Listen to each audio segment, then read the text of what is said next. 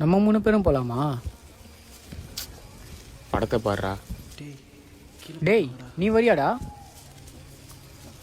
உன்னதான்டா. நான் வரல.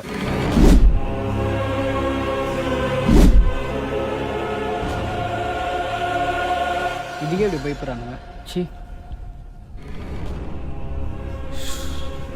ரொம்ப விருப்பம் இருக்கு. இவனு வேற ஃபோனே பண்ணலையே, என்ன பண்ணுறான்னு வேற தெரில.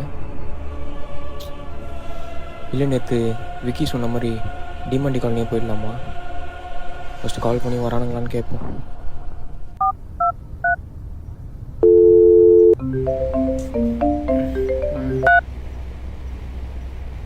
ஹலோ சொல்கிறா.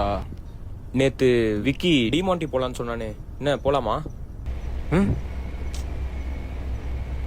ஏய் எந்த விஷயத்தான் விளாடுங்கடா, ஆனால் இந்த பேர் விஷயத்த விளாடாதீங்க. நான்லாம் வரல. நீ இப்படி சொன்னாலும் சரிப்பட்டு வரமாட்டேன். நான் அவனே உனக்கு ஃபோன் பண்ண சொல்கிறேன். வெய். எங்கே கூப்பிட்டாலும் வர ஆள் இவன் தான். ஹலோ விக்கி, டிமாண்டி காலனி போகலாம். நீ என்ன போகலாமா?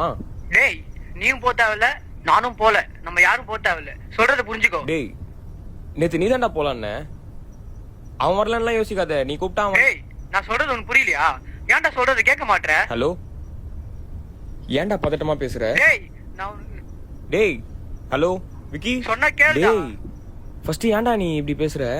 டேய் நான் டீம் நேத்து ஓ, ஹலோ நீ பேசுறது கேக்கலடா. ஹலோ ஹலோ நேர்ல ஹலோ ஹலோ ஹலோ கேக்குதா? ஹலோ வராத. ஹலோ.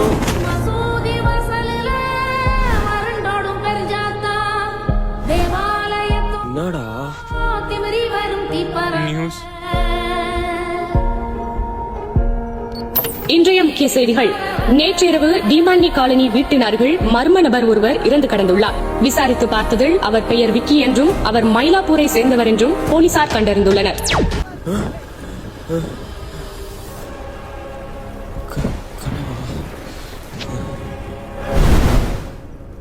நம்ம 3 பேர் போய் பார்க்கலாமா? ஆந்த அலரும் சத்தம் என்ன அரண ஊரும் சத்தம் என்ன ஆட்டோர யாரோதான் ஒப்பாரி பாடும் சத்தம்